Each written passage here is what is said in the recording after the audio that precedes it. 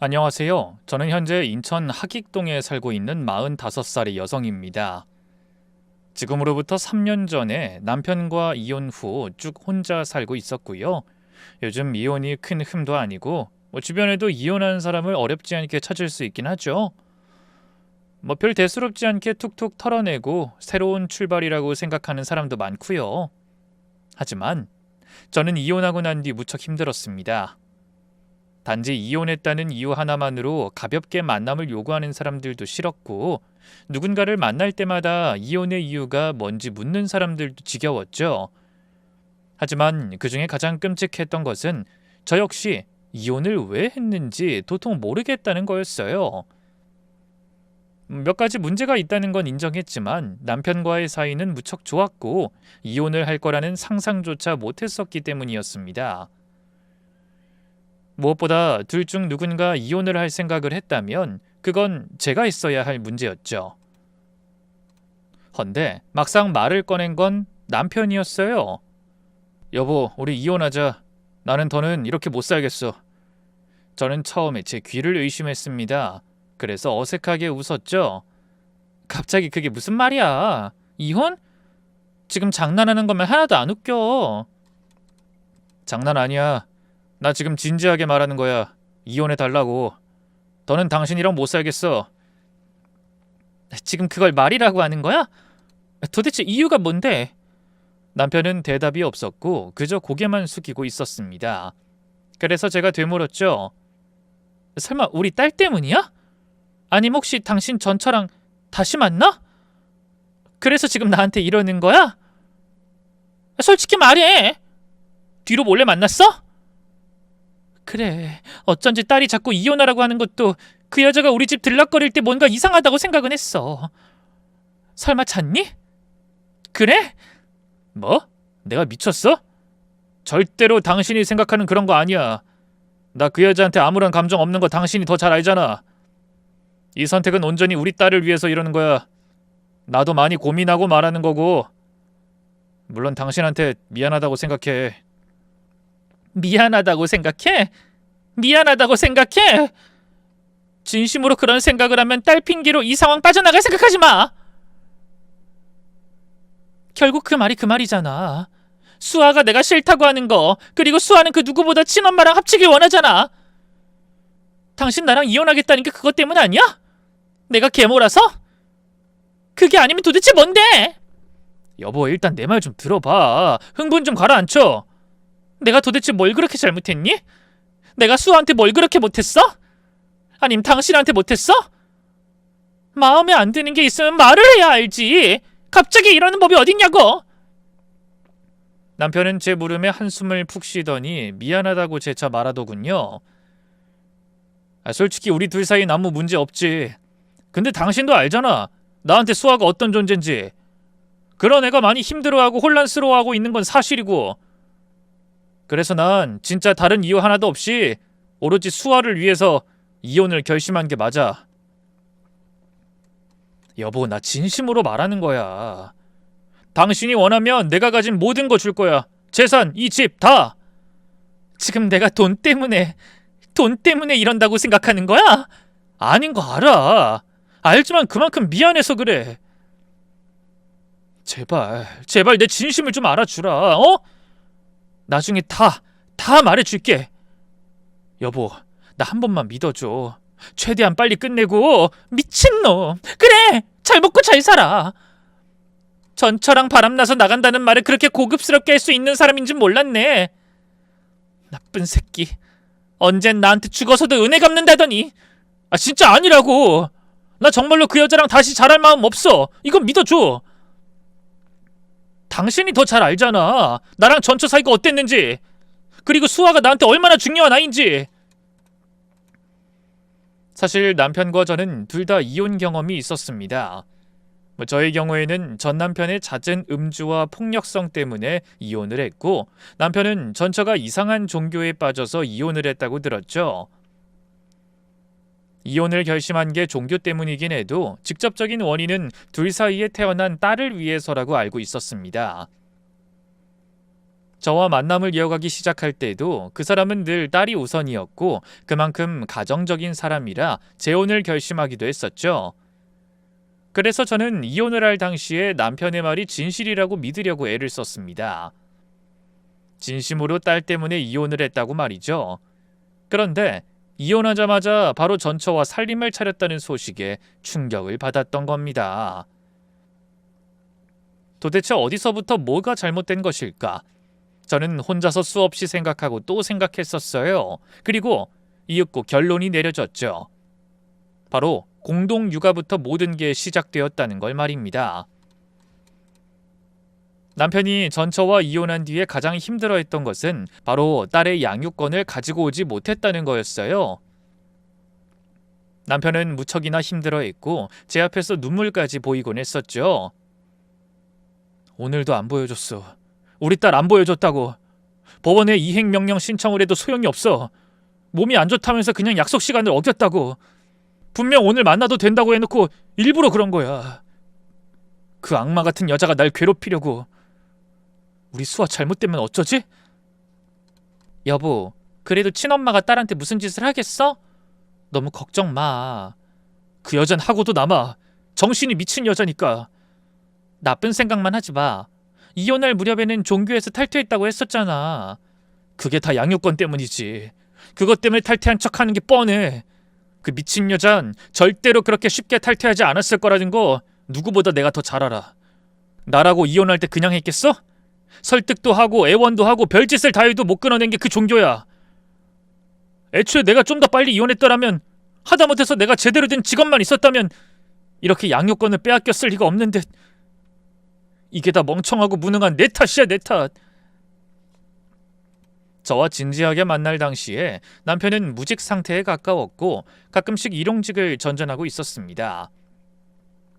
하지만 그전에는 멀쩡하게 회사도 다녔고 착실하게 돈을 버는 평범한 가장이었다고 했죠.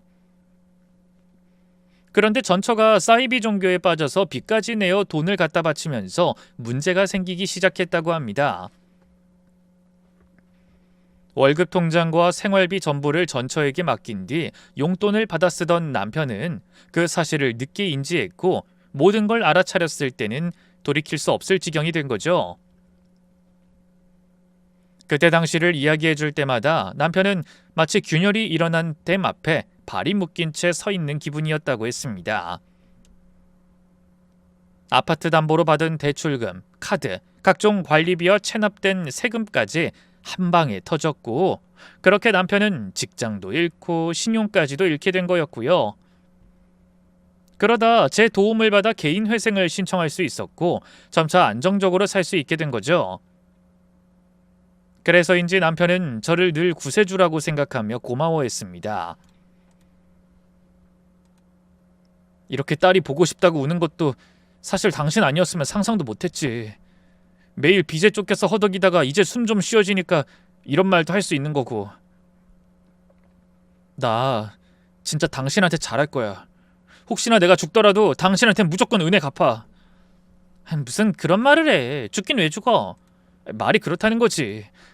진짜 잘하고 싶어. 내가 자격증 더 열심히 공부해서 반드시 해낼 거야. 적어도 당신은 절대로 고생 안 시킬 거고. 두고 봐, 내가 얼마나 열심히 하는지.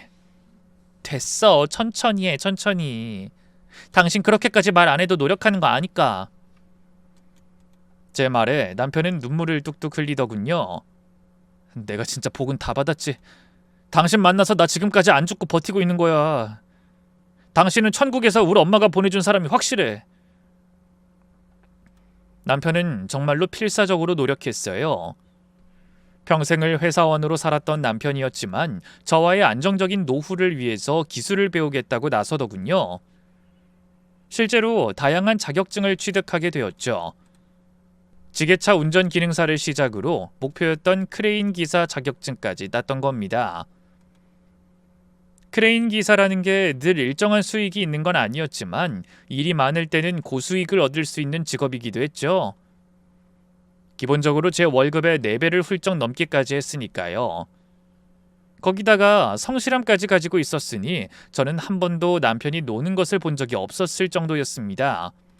심지어 퇴근 후에는 집안일까지 할 정도였기에 저 역시 그런 남편에게 늘 감사했네요. 그래서 저도 딸 수아에 대한 문제가 얼른 해결되길 바랬습니다. 그런데 저와 결혼하고 딱 1년이 지날 무렵에 공동 육아를 하자며 어쩐 일인지 전처가 숙이고 나왔다고 하더군요. 공동 육아? 그게 뭔데? 같이 키운다는 뜻인 것 같은데 뭐 합의하는 거에 따라서 다른데 뭐 전처 말로는 한 달씩 번갈아서 키우자고 하더라. 일주일에 한 번씩 하는 경우도 있는데 뭐 그 경우엔 그 여자랑 자주 만나게 되니까 그건 좀 그렇고 2달에 한 번은 또 너무 기니까 딱 한 달이 좋을 것 같다고. 보통 한 달에 몇 번 보러 가는 건 아는데 그게 면접 교섭권이라고 했지? 근데 공동 육아는 처음이라 진짜 그래도 된다고 해? 전처가? 응. 아이, 무슨 바람이 들었는지 면접 교섭권이 있을 때도 제대로 지키지 않았으면서 이번엔 확실히 그렇게 하겠다고 확답까지 받았지 뭐야. 진짜 잘 된 것 같아. 남편은 기뻐서 눈물까지 보이다가 돌연 제게 조심스럽게 되물었죠. 혹시 당신이 싫다면 수아는 내가 전적으로 케어를 할 거야. 아님 내가 일을 할 때는 사람을 써도 되고. 절대로 당신한테 부담은 주고 싶지 않아. 말만 하면 내가 알아서 할게. 그게 무슨 말이야. 나도 수아라는 애 너무 보고 싶어. 지금이면 5살이잖아. 서툴러도 노력해 볼게. 당신한테 수아가 어떤 존재인지 잘 아는데 그 정도는 각오했어. 정말? 고마워 여보. 진짜 당신은 내 인생에서 가장 큰 축복이야. 솔직히 걱정이 되지 않았다면 거짓말이었을 겁니다. 어쨌든 이혼한 전처와 남편 사이의 아이고 저는 아이를 낳아본 적이 없으니 조심스러운 부분이 있었죠. 또 무엇보다 제 딸처럼 생각하고 키울 자신도 없었고요. 그런데 막상 수아를 직접 보고 나니 생각이 완전히 바뀌게 되었죠. 말랑말랑한 볼과 손가락, 우유 냄새를 풍기는 뽀얀 아이를 좋아하지 않는 게 불가능하다는 걸 말입니다. 처음엔 한 달씩이나 맡아야 된다는 게 부담스러웠다면 나중에는 한 달밖에 있을 수 없어서 우울해지기까지 했으니까요. 그야말로 딸바보가 된 거였습니다. 이전에는 남편과 저 단둘이서도 이미 완벽하다고 생각했지만 수아가 함께하니 진짜 완벽한 걸 몰랐다는 생각이 들 정도였어요. 주말에는 소풍도 가고 놀이동산도 갔죠. 하지만 시간이 흘러 수아가 초등학교에 입학하게 되면서 한 가지 문제가 생긴 거였습니다. 학교 배정을 받게 되면 양쪽 부모 중 한쪽의 지역에 학교를 다녀야 했기에 도저히 합의가 불가능했던 거였죠. 남편은 어쩔 수 없다고 생각했지만 다급했던 것은 오히려 저였습니다. 여보, 진짜 어쩌지? 우리 수아 못 보는 거 아니야? 전처가 말하는데 방학 때 한 2주 정도만 보낼 수 있을 것 같다고. 겨우 2주? 진짜 답답하네. 그럼 수아가 우리 또 까먹을 거 아니야. 여보, 아니야. 수아가 당신 얼마나 좋아하는지 내가 아는데. 어릴 때 기억은 거의 못하잖아. 수아 커가는 것도 봐야 하는데 너무 길어. 1년에 겨우 2번 2주? 양육권이라는 게 이렇게 복잡할 줄은 머리털 나고 처음 알았어. 다른 집은 도대체 어떻게 하는 거야? 난 못 보니까 속에서 천불이 나는데. 그냥 아이 데리고 올 순 없어? 불가능할 것 같아. 어떤 결격 사유라도 있어야 가사 소송을 걸어볼 텐데 그런 정황도 증거도 없이 불가능해. 대부분의 양육권은 친모 편을 들어주잖아. 그래도 우리가 아이 키우기엔 더 환경이 좋잖아. 집도 더 크고 돈도 더 잘 벌고. 가능만 하다고 하면 나 지금 하는 일도 그만둘 수 있어. 우리 딸을 위해서 전업주부 할 수 있다는 뜻이고. 이 정도로는 안 먹힐까? 남편도 답답해하긴 했지만 그땐 제가 더 미쳐 있었습니다. 다른 사람들이 개모니 뭐니 남편이랑 아이 가지면 수아는 거들떠도 보지 않을 거라며 말은 많았지만 제 마음만은 진심이었어요. 정말이지 수아를 위해서 제 심장도 뚝 떼어줄 수 있을 정도로 사랑했으니까 말이죠. 하지만 당시에는 별다른 방법이 없었기에 발만 동동 구르고 있었던 겁니다. 그런데 힘들어하는 저를 보다 못한 남편이 전처와 만나고 와서 이야기를 해주더군요. 그 이전처럼 한 달씩 번갈아서 만날 수 있게 해주겠다는데 그 조건이 좀 그래. 조건? 무슨 조건? 다 들어준다고 해. 뭐든. 그게 아예 이 동네로 이사를 오면 그렇게 할 수 있다고 하는 거야. 이사하면 학교 문제가 해결되니까. 단 내가 전세금을 내주는 조건이야. 뭐 돈은 크게 문제될 건 없지. 근데 그게 아무래도 좀 찜찜하잖아. 당신한테도 그렇고 솔직히 나도 좀 거북하고. 뭐? 우리 동네로? 여기로? 역시 그건 안 되겠지? 나도 그럴 줄 알았어. 그래서 거절했고. 아니야, 왜 거절을 했어? 여보, 그래도 전처야. 나랑 살던 여자라고. 불편하긴 당연하니까. 딱히 생활권이 안 부딪히는 정도면 되잖아. 이 동네가 작은 것도 아니고. 그럼 이 근처로 이사만 하게 되면 수아 계속 볼 수 있는 거래? 여보, 이건 좀 생각을 해봐야 해. 보통 전처랑 이렇게 연락하는 것도 싫어하는 게 맞잖아. 아니, 난 상관없어. 어차피 당신 그 여자한테 미련 없다며. 그리고 난 당신 믿어.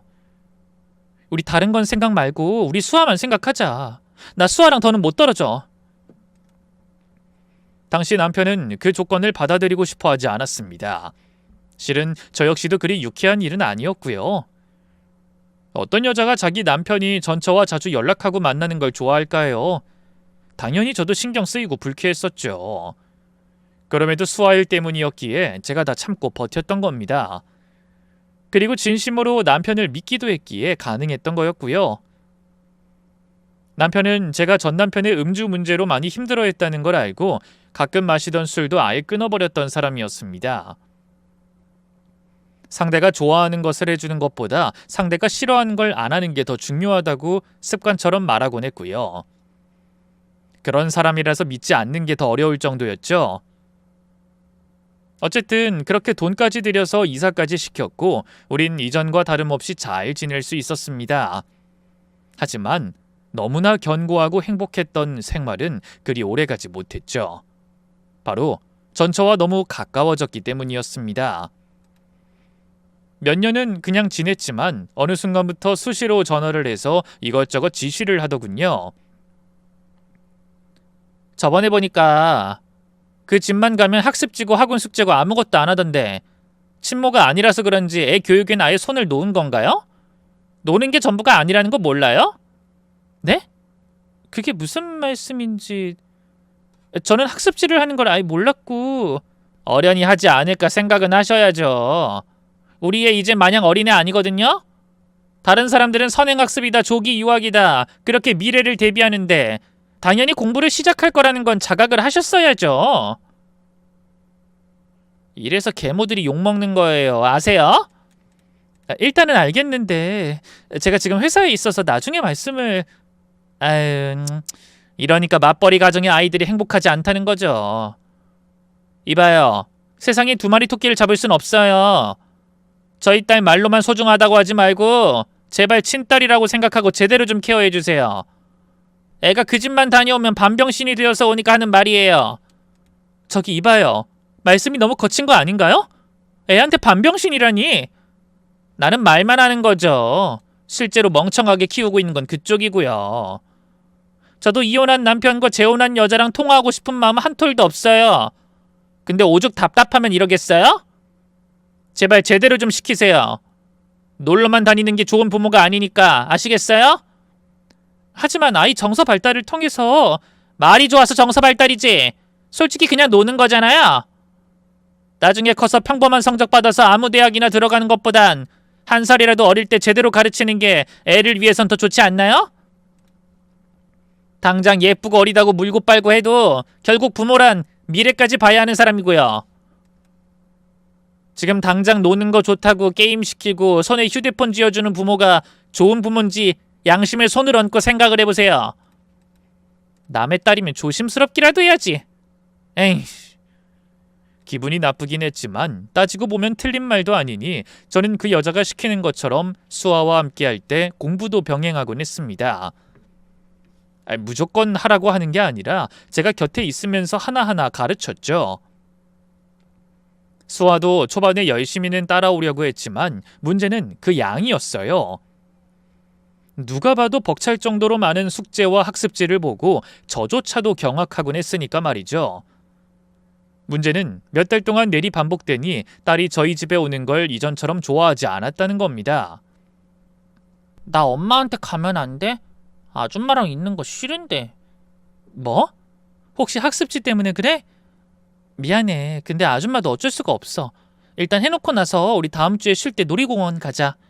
맛있는 것도 먹고 산책도 가고, 응? 싫어. 나 엄마한테 가고 싶어. 거기선 이런 거 안 한단 말이야. 왜 아줌마만 그래? 나한테 일부러 이러는 거지.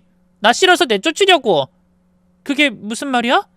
집에선 이걸 안 한다니. 수아 엄마가 학습지 시켜준 거 아니야? 우리 엄만 이런 거 안 하고 그냥 놀게 해줘. 게임도 하게 해주고 TV도 마음껏 볼 수 있게 해주는데 아줌마만 이런 거 시키잖아. 그래서 이 집에 더 오기 싫어. 나 갈래. 정말 기가 차더군요. 제게 늘 하는 일인 것처럼 말만 해놓고 본인과 함께 있을 땐 공부 자체를 시키지 않았던 겁니다. 그러니 수아가 올 때마다 답답해하고 싫어했다는 걸 알게 된 거죠. 일종의 이간질이라고 저는 받아들였습니다. 문제는 그걸 증명할 방법이 없었던 거죠. 제가 그 문제에 대해서 따져 물어봤지만 본인은 저와 똑같이 가르친다고 발뺌했습니다. 오히려 제가 요령이 없이 억지로 시키려고 해서 반발심이 일어난 것이라며 몰아가기까지 하더군요. 더구나 그게 전부가 아니었습니다. 하루는 아침에 일이 바빠서 토스트와 삶은 계란 그리고 샐러드로 간단한 아침을 먹여서 학교에 보냈는데 전화가 와서 난리를 쳤죠. 어떻게 애를 굶겨서 학교를 보낼 생각을 해요? 가뜩이나 허약한 애를. 그게 도대체 무슨 말씀이세요? 제가 애를 왜 굶겨요? 수아가 그래요? 딸랑 토스트랑 계란만 먹인 게 굶긴 거랑 뭐가 달라요? 수아걔 나랑 있을 땐 국, 찌개는 기본에 아무리 적어도 5첩 반상은 차려서 먹여보냈어요. 근데 그 집만 가면 애가 반쪽이 돼서 온다고요. 어린애들이니까 더욱 영양 문제를 신경 써야 한다는 생각이 없어요? 토스트도 빵 그냥 구워낸 거 아니고 계란이랑 야채 넣어서 만든 거고요. 생과일 갈아서 주스 만들어줬고 삶은 계란으로 단백질까지 챙겼어요. 또 샐러드도 곁들여 건강식으로 먹였고요. 단순한 국찌개 반찬보다 영양 더 없이 신경 써서 만든 겁니다. 웃기는 소리 하네. 계모 주제. 이런 부분이 티가 난다는 거예요. 애 안 낳아본 티가. 걔가 그걸 좋아하긴 하는 줄 아세요? 걔는 어릴 때부터 아침에 국찌개 없으면 안 먹는 애였어요. 근데 누구 맘대로 영양 운운하면서 괜찮다고 해요? 애가 싫다고 하잖아요, 애가! 저는 순간 울컥하는 마음도 들었지만 그 의견은 받아들였습니다. 애가 싫다는 건 몰랐고 그 부분은 제가 생각 못했네요. 앞으로는 주의할게요. 제발요. 제발 좀 주의 좀 해주세요. 모르는 거 있으면 물어보면 되잖아요. 제가 멀리 사는 것도 아니고 편지로 내용 전달하는 것도 아니고 전화만 딸깍하면 끝나는 걸 왜 그렇게 저를 경계해요? 뭐 제가 남편한테 미련이라도 있을까봐요? 저도 안 가지니까 제발 착각 좀 하지 마세요. 무엇보다 저도 싫은 소리 하기 싫어요. 그것도 제 남편이랑 재혼한 여자한테. 그러니까 우리 얼굴 붉히지 말고 각자 제대로 공동 육아하자는 겁니다. 아셨어요? 그것 이외에도 애가 배앓이를 하거나 조금이라도 피곤해하면 벌처럼 저를 쏘아댔죠. 심지어 김치를 먹였다고 그것만으로도 20분 동안 설교를 들어야 했고요. 그때를 떠올리면서 단순히 글을 쓰는 것뿐인데 지금도 뱃속이 뒤틀리는 기분이 들 정도로 저는 당시 많이 힘들었습니다. 실제로 스트레스성 위염으로 병원을 들락거렸고 휴대폰에 그 여자 이름이 뜨면 심장이 벌렁거리면서 뛰는 증상까지 있었죠. 모든 걸 수아를 위한 일이라며 참고 또 참았는데 제가 저 자세로 나오니 오히려 그 여잔 점점 더 기세가 등등해졌던 겁니다. 그래도 남편은 온전히 제 편이었어요. 그 여자 전화 왔어? 자꾸 상대하니까 당신이 힘든 거야. 그냥 무시해버려.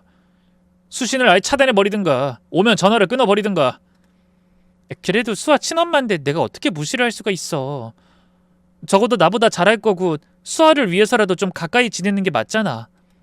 마냥 어린애도 아니니 나랑 친엄마가 어떤 사이인지 모르지도 않을 거고.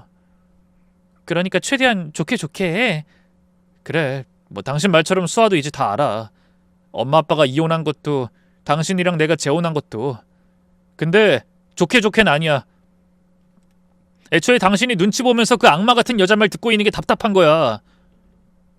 여보, 나 당신 행복하게 해주려고 결혼하자고 한 거야. 근데 요즘 당신 너무 힘들어 보인다고. 잠도 통 못 자고 한숨도 늘었고. 내 말이 틀려?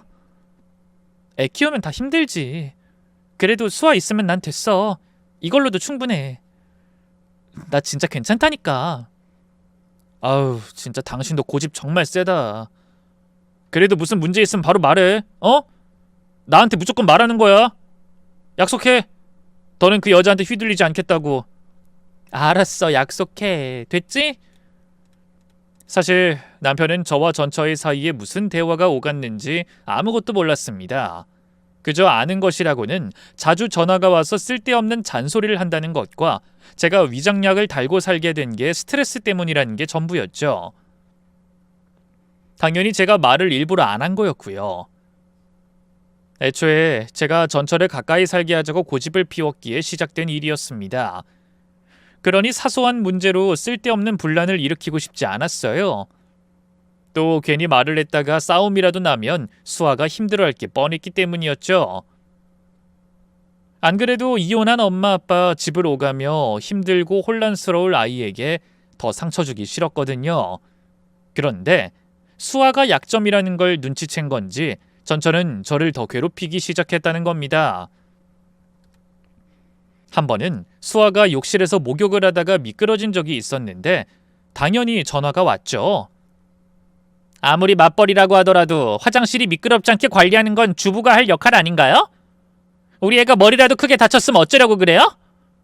도대체 정신을 어디에 팔고 살아요? 그 부분은 죄송해요. 하지만 병원에서도 이상이 없다고 했고. 당신이 친엄마면 그런 소리 못하지. 내 딸 놀라서 잠도 제대로 못 자요. 그게 평생 트라우마가 될 거라는 생각을 했어야죠. 앞으로는 락스로 청소를 좀 해요. 바닥에도 실리콘으로 된 매트를 깔아 놓으라고요. 겉으로 보여주려고 깔끔하게 물건만 치우지 말고요. 집이 모델하우스도 아닌데 깔끔해도 정도가 있는 거 아닌가요? 네, 주의할게요. 근데 저희 집 보신 적 있으세요? 뭐요? 제가 언제 봤다고 했어요? 아니, 깔끔하게 물건을 치운다는 걸 알길래요. 모델하우스 같다는 것도. 수아가 말해줘서 알고 있는 거죠. 깔끔 엄청 떤다고. 그럼 안 봐도 뻔한 거 아닌가? 어쨌든 좀 적당히 해요. 얼마나 쓸고 닦기 애가 미끄러져. 하여튼 유난이야, 유난. 그때는 좀 이상하다 생각하고 넘겼는데 계속 찜찜한 일이 반복되었습니다. 실은 제가 물건의 각도까지 맞춰놓을 정도로 깔끔하게 하고 사는 편이었는데 물건의 위치가 자주 바뀌는 게 보였거든요. 뭐 이를테면 신발장에 넣어둔 제 신발이나 화장품, 그리고 옷도 마찬가지였죠. 처음에는 딸이나 남편이 그런 줄 알았는데 아니라고 하더군요. 그래서 하루는 거실에 강아지용 감시 카메라를 달고 출근을 했습니다. 그런데 동작이 감지돼서 보니 거실에서 제 옷을 입고 돌아다니는 전철을 발견하게 된 거죠. 기분은 나빴지만 딸을 데리고 잠깐 왔다고 생각하고 그 모습을 지켜봤습니다. 그런데 거기 있는 내내 온 서랍을 다 뒤지기까지 하더군요. 결국 저는 참지 못하고 바로 전화를 해서 따졌죠. 이봐요. 제가 집에 들어온 것까진 이해하지만 지금 하는 행동은 선 넘었죠. 도둑도 아니고 그게 뭐 하는 짓이에요? 남의 속옷 서랍까지 열어보고 속옷도 꺼내서 보고 심지어 제 목걸이 차고 다니고. 제 말에 전처는 놀랐는지 주변을 두리번거리더니 이내 감시 카메라를 뜯어버리더군요. 그리고는 적반하장으로 제게 소리를 질렀습니다. 지금 감시 카메라 달았어? 당신 진짜 머리가 어떻게 된 거 아니야? 이건 명백한 아동학대라는 거 몰라? 어디서 귀한 내 딸을 허락도 없이 이런 카메라로 감시를 해? 뭐요? 지금 제가 그걸로 수아를 감시했다는 건가요? 저는 물건의 위치가 바뀌어서 설치한 거고 수아랑은 하등 관계도 없어요. 그리고 지금 누가 소리를 지르는 거죠? 내 집인데? 내 집? 웃기고 있네. 야, 이게 네 돈이야? 수아 아빠가 마련한 거지? 어디서 거지 같은 게 쥐똥 같은 월급 받으면서 내 집 타령이야? 돈 보고 접근한 천년 주제. 당신 계속 반말에 막말할 겁니까? 누군 못해서 안 하는 줄 알아요? 해! 누가 하지 말라니?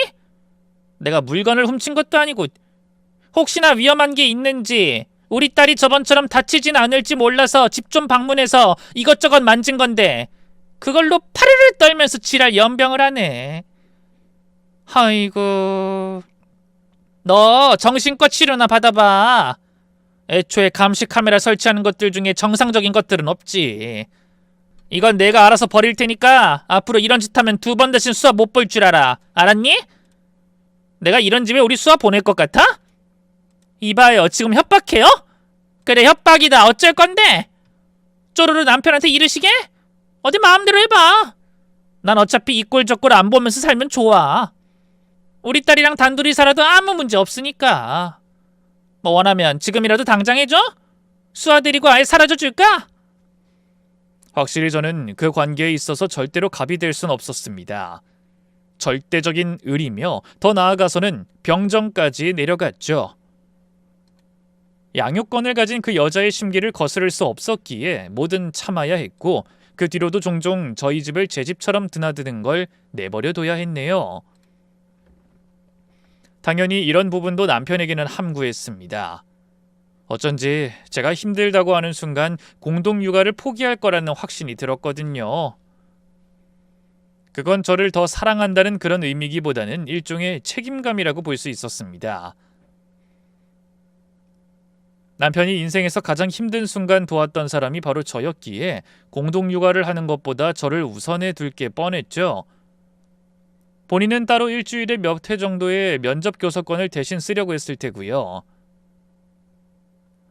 그러니 뭐가 됐든 저는 수아를 위해서 입을 다물고 당할 수밖에 없게 된 겁니다.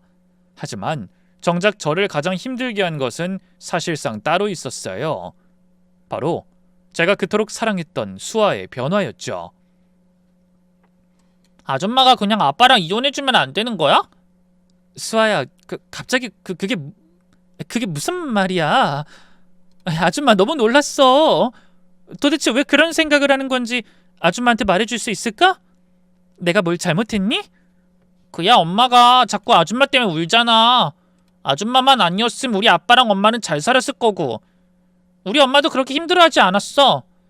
그니까 난 아줌마가 빠져주면 좋을 것 같아. 수아, 너 그 말 진심이야? 진심이야. 아줌마만 없으면 진짜 모든 게 다 좋을 거니까. 그때 저는 하늘이 무너지는 느낌이 뭔지 정확히 알게 됐어요. 제 존재 자체를 부정당하는 느낌과 절망, 배신감이 제 머리 위로 우박처럼 쏟아지는 것 같았죠. 제가 배 아파서 낳진 않았어도 거의 10년 가까이 키워온 아이였습니다. 그런데 저를 싫어한다고 말하고 이혼하길 요구했으니 그 고통은 이루 말할 수 없을 정도였죠. 물론 저는 이 부분도 남편에게 말은 하지 않았습니다. 딸의 마음을 되돌리려고 노력하는 것 외에는 아무것도 하지 못했던 거죠. 하지만 얼마 가지 않아서 딸과 제 사이가 틀어졌다는 걸 남편이 알고 말았던 겁니다. 왜냐하면 딸이 저를 아동학대로 경찰에 신고했기 때문이었어요. 당시 제가 딸이 이혼해달라는 말에 충격을 받아 상담을 받고 우울증 약을 복용하고 있었습니다. 그런데 약을 먹으면 정신을 제대로 차리기 힘들었고 깊은 잠에 빠지곤 했죠. 때문에 그날 식사를 준비해야 할 시간을 2시간이나 넘기게 된 겁니다. 경찰이 문을 두드리면서 깨어났고 마침 퇴근을 한 남편도 그 상황을 보고 말았던 거죠. 하필 딸이 방치도 학대라며 경찰에게 말하고 있을 때였고요. 다행히 그것 외에는 별다른 문제가 없어 경찰은 돌아갔지만 분위기는 좋지 않았습니다. 저는 일단 수아에게 사과를 했죠. 다신 이런 일 없을 거야. 내가 좀 부주의했어. 어제 잠을 도통 못 자서. 수아야, 많이 배가 고팠니? 지금이라도 내가 금방 밥 지어서. 됐어. 진짜 아줌마가 너무 짜증나고 싫어. 학대범, 방치범, 최악이야. 수아야. 딸의 방문이 쾅 닫혔고 이내 무서운 얼굴을 한 남편이 물었습니다. 당신 정신과 상담 받는다는 말 왜 안 했어? 이런 약들 먹으면서 왜 말을 안 해? 여보, 진짜 별거 아니야. 그냥 감기약 같은 거야. 잠이 도통 안 오고. 수아랑 언제부터 이렇게 된 거야? 수아 저게 자꾸 이혼 소리를 달고 살 때 뭔가 이상하다고 했는데 당신한테도 그런 식으로 말한 거야? 맞지? 그러니까 당신이 이런 약 먹었겠지. 여보, 내가 괜찮다는데 왜 그래? 수아 사춘기라 그래. 그리고 충분히 혼란스러울 수 있고. 지금 상황이 그렇잖아. 엄마 아빠가 있는데 나라는 존재가 달가울 수 있어? 이해해줘야지. 이해? 아동학대로 신고까지 했어. 다른 사람도 아니고 당신을. 거의 10년을 키워줬고 누구보다 열심히 노력한 사람이라는 걸 모르는 것도 아닌데 이런 짓을 저질렀다고. 지금 그걸 이해라는 말로 넘어갈 수 있을 거라고 생각해? 나 정말 괜찮아. 내가 잘못한 거 맞고 난 이해해. 요즘 애들 다 그래. 요즘 애들이 다 그런다고? 그걸 말이라고 하는 거야? 부모를 신고했어. 당신을 계모라고 했고 그것도 생판 모르는 경찰들 앞에서 방치라고 악을 쓰는 걸 보고도 그래? 당신도 진짜 말이 안 통하는구나. 애초에 내가 남편이긴 해? 나한테 약속한 건 다 잊은 거야? 무슨 일이 생기면 무조건 말하라고 했잖아. 근데도 이 상황이 될 때까지. 내가 잘못했어. 나도 말하려고 했는데 일단은 내가 수습해보려고 했던 거야. 아니, 당신 지나치게 수아를 감싸고 있는 거야. 아무리 소중하고 귀하더라도 오냐오냐 키우는 게 부모가 아니야. 아닌 건 아니라고 할 수 있어야 부모야. 잘못한 건 뜯어 고쳐주고 바른 길로 이끄는 게 부모고.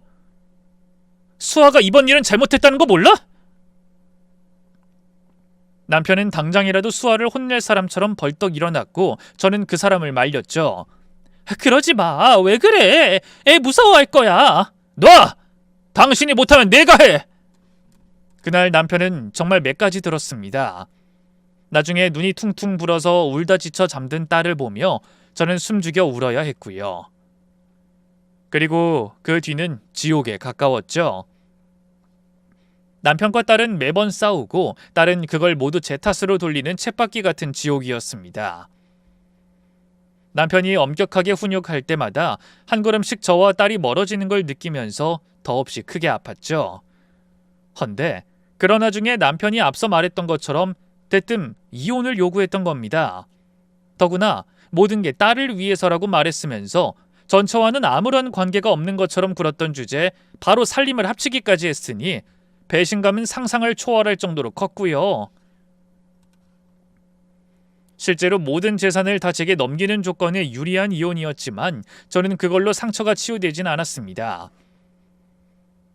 술에 빠져서 폭력을 휘두르던 전 남편과의 이혼은 아무렇지 않았지만 너무나 행복했던 가정이 깨지니 정신을 못 차렸죠. 특히 수아를 못 본다는 게 마치 생사를 잡아 뜯어내는 기분이었거든요. 무려 3년이 흘렀음에도 저는 일상을 되찾진 못했습니다. 직장에 나가서 일을 하고 돌아와서 잠만 자는 생활의 반복이었고 무기력증으로 집에선 요리조차 하지 않았죠. 보글보글 된장찌개가 끓으면 언제라도 수아와 남편이 방문을 열고 나올 것 같았기 때문이었습니다. 그래서 당시 시골에 계시던 저희 어머니가 걱정이 많으셨어요. 그날도 주말에 한 끼도 먹지 않았을 저를 위해서 배달을 시켰다며 나가서 받으라는 말을 하셨죠. 그리고 20분 정도 지났을까 차인벨이 울렸고 저는 문을 열었습니다. 그런데 그 앞에는 배달 복장을 한 남편이 서 있었죠. 여보. 쉿, 조용. 여보, 나 딱 10분만 숨겨줘. 그게 무슨 말이야? 여길 어떻게 온 거고? 장모님한테 부탁했어. 시간 없어, 제발. 저는 얼결에 그런 남편을 들여보냈고 남편의 모습을 그때서야 정확히 볼 수 있었습니다. 이전보다 살이 20kg은 빠진 것처럼 보였고 눈에는 시퍼런 멍이 들어있었죠. 심지어 입술도 터진 건지 핏자국이 고스란히 남아있었고요. 저는 놀란 마음을 진정시키며 남편에게 따뜻한 차 한 잔을 쥐어줬습니다. 헌데 그걸 들고 있던 남편이 갑자기 울음을 터뜨렸죠. 무슨 일이냐고 몇 번을 물어도 제게 계속 미안하다는 말만 하면서 말입니다. 여보, 수아는? 수아는 뭐 하는데? 지금 당신 너무 이상해. 몰골이 도대체 왜 그래? 이제 끝났어. 뭐가 끝났다는 거야? 이 가짜는 연극을 더는 할 필요가 없어졌다는 거야. 모든 게 제자리로 돌아올 거라고. 무섭게 도대체 그게 무슨 말인데? 알아듣게 설명을 해줘야지. 나랑 전처랑 합친 거 말이야. 당신도 알잖아. 근데 그거 오해야. 저는 기가 차서 코웃음을 쳤죠. 오해? 지금 장난해? 아주 기다렸다는 듯이 한 집에서 살았다는 거 모르는 사람 없어. 이제 와서 후회라도 되니? 내가 혼자 있으니 어떻게 변명 좀 하면 다시 넘어올 것 같아서 그래? 당신한텐 정말 미안해. 하지만 그렇게 하지 않았으면 내 딸을 지킬 수 없었을 테니까. 또 당신도 미치게 될 것 같았어. 잘 들어. 난 그 여자랑 일부러 합친 거야. 물론 혼인신고도 하지 않았고 손도 잡은 적 없어. 이건 진짜 하늘에 맹세할 수 있어. 당신한테 이혼하자며 전 재산 주겠다고 한 것부터 딱 거기부터 이 연극이 시작된 거라고. 남편은 전처가 이혼 당시 사이비 종교를 그만뒀다고 했지만 그걸 결코 믿지 않았다고 했습니다. 당연히 이혼 후에도 딸의 상태를 살피면서 변화가 있는지 확인을 했다고 했죠. 다행히 수아에게서는 별다른 증상이 보이지 않아 진짜 그만뒀나 하는 생각을 했답니다. 그런데 갑자기 수아가 이혼을 종용하기 시작할 때부터 다시 의심을 하기 시작했다고 했죠. 그러다가 저를 아동학대로 신고했다는 걸 안 순간 전처가 개입했음을 알 수 있었던 겁니다. 초등학교 다닐 때부터 그림 일기장에 당신을 제일 먼저 그리던 애였어. 그런 애가 갑자기 아동학대 신고? 물론 그게 전부가 아니지. 전처가 우리 집 근처로 오고 난 뒤부터 나한테 밥을 먹고 가라, 술 한잔 마시자면서 계속 접근하려고 하기까지 했었거든.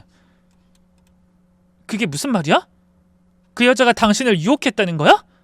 유혹은 개뿔. 그저 내가 전이랑 달리 돈이 있어 보이니 돈이나 빼먹으려고 한 거겠지. 원래 그런 여자니까. 어쨌든 그 방법이 통하지 않으니까 애를 이용했다는 게 느껴지더라고. 딸 앞에서 눈물 콧물 찍어가면서 아주 드라마를 썼던 것 같던데. 문제는 수아가 그 여자가 하는 말을 다 믿고 있다는 거였지. 실제로 들어보니 가관이더라. 잘 살고 있는 우리 사이에 당신이 마치 끼어든 것처럼 아주 막장 소설을 써놨더라고. 혹시나 했는데 역시 그랬구나. 저 역시도 그 부분은 이전부터 짐작은 하고 있었기에 고개를 끄덕였죠. 당신이 돈 때문에 나한테 들러붙은 거라고. 딸한테도 겉으로만 잘해주지 뒤로는 쫓아내지 못해서 안달일 거라는 말도 한 모양이야. 이건 수아가 말을 해준 거니까 정확해. 수아는 당신을 좋게 봤으니 나름대로 버티고 참다가 터진 거고. 그런 말이 자기 딸한테 상처가 될 거라는 생각은 안 한 거야? 친엄마가 어쩜 그래? 원래 그런 여자야. 아이 임신하고부터는 그 종교에 빠져서 뱃속의 아이를 신의 재물이니 어쩌니 하던 그런 여자라고. 그래서 난 당신이랑 이혼 전에 수아한테 그걸 말했고. 모든 건 다 오해다. 친엄마가 거짓말을 한 거다. 아주 상세하게 설명을 했어. 근데 애가 이해를 못해. 세뇌가 된 건지 전처가 연극을 잘한 건지 애는 감쪽같이 모르고 있었다고. 자기 엄마가 그럴 리가 없다. 진짜 좋은 사람이고 불쌍하다면서. 남편은 이대로 두면 제가 마음의 병이 들거나 수아를 잃을 것이라는 확신이 들었다고 합니다. 그래서 수아에게 진짜 친엄마의 본 모습을 제대로 보여주기 위해서 제게 이혼을 요구했다고 했죠. 제게 전 재산을 모두 준 것도 재산을 지키면서 전처의 본색을 가장 빨리 드러내기 위한 수단이었다고 했고요. 하지만 저는 오히려 그 부분이 더 화가 났죠. 그럼 나한테 말을 했어야지. 이제 와서 그게 아니었다? 그걸 말이라고 하니? 당신이 허락 안 했을 테니까. 그 과정에서 수아가 받을 상처를 운운하면서 또다시 보호만 하려고 했겠지. 그래서 나도 죽기보다 싫은 짓을 했던 거야. 나도 사면 초과였다고. 당신은 정신과 들락거리며 힘들어하는 게 보이고 수아도 저 상태가 됐는데 둘 다 지키려고 하니까 그 방법밖에 떠오르지 않았단 말이야. 미안하지만 난 그게 최선이었어. 저는 속이 상해서 눈물을 흘렸고 남편은 그런 제 손을 잡고 설명을 더해줬습니다. 남편은 그렇게 돈 한 푼 없는 상태로 살림을 합쳤다고 하더군요. 처음엔 이전처럼 벌면 된다고 생각했는지 잘해주더라. 근데 내가 미쳤어? 돈 벌어봤자 어차피 그 종교에 갖다 줄 텐데 뭐하러 그러겠어? 그래서 직장을 잃었다 핑계 대면서 몇 달을 놀고 먹었지. 그러니까 슬슬 입질이 오더라고. 전처는 돈을 벌어오라며 매일같이 소리를 질렀고 남편은 적당히 연기를 하기 시작했다고 하더군요. 일부러 배달일 다니며 최대한 적은 돈을 가지고 갔다고 했습니다. 왜? 근데 왜 돈을 벌었어? 그냥 놀면 더 빠르고 간단하지 않아? 아니, 돈을 안 벌면 내가 무능해서 그런다고 나올 거잖아. 돈 못 버는 남편한테 잔소리하는 아내는 너무 자연스럽지. 그래서 배달일 하면서 아주 조금씩만 돈을 준 거야. 수아한테는 최선을 다하는 아빠처럼 보여야 했고 그 여자의 본색을 끌어내야 했으니까. 그럼 몸의 상처는 뭐야? 때리더라고. 돈을 못 버는 날엔 물건도 집어던지고 그래서 맞아준 거야. 한 번도 반항하지 않고 딸이 눈치챌 때까지. 너무 무모한 짓이잖아. 내가 설명을 100번 해도 세뇌당한 사람은 못 이겨. 아무리 똑똑한 사람도 종교에 빠진 사람을 끄집어낼 수 없는 것처럼. 그러니 보고 듣고 직접 깨닫게 만드는 게 최선이었어. 무모해 보여도 이게 가장 안전한 방법이었다고. 비록 전처의 본색이 딸 앞에서까지 완전히 드러내진 않아서 시간이 걸리긴 했지만 사이비 종교에 여전히 몸을 담고 있다는 증거까지 가지고 나올 수 있었다고 하더군요. 뿐만 아니라 바로 얼마 전에 수아가 제가 보고 싶다는 말까지 했다고 합니다. 그래서 이제 드디어 연극을 끝낼 때가 됐다는 걸 알았고 급하게 딸을 저희 어머니 집으로 피신시켰다고 했죠. 우리 엄마? 엄마한테 다녀온 거야? 그러니까 장모님이 날 도와주신 거지. 배달 받으라고 당신한테 연락도 해주셨고 무엇보다 나 쫓기고 있었거든. 그 여자가 내가 딸 데리고 도망친 거 알고 사람들을 풀었나 봐. 무슨 조직처럼. 이전에 살던 집은 근처도 못 가. 그래도 수아랑 같이 있어줬어야지. 수아는 괜찮아. 일단 당신도 걱정이 되고 무엇보다 빠져나온 걸 말하고 싶었어. 솔직히 듣는데 머리가 어지러울 정도였습니다.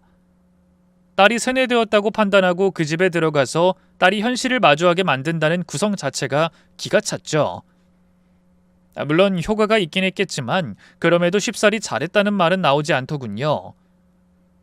남편은 제 표정을 읽었는지 울먹이며 말했죠. 여보, 진짜 미안해. 당신한테 뭐라고 할 말도 없어. 하지만 이것만은 알아줘. 수아도 나도 당신을 진짜로 사랑한다는 거. 당신이 버림받았다고 느낄까봐 그 3년 동안 나도 하루하루 지옥 속에서 살았다는 것도 이 말하려고 온 거야. 용서해달라고 말할 자격도 없고 다시 돌아와달라고도 못해.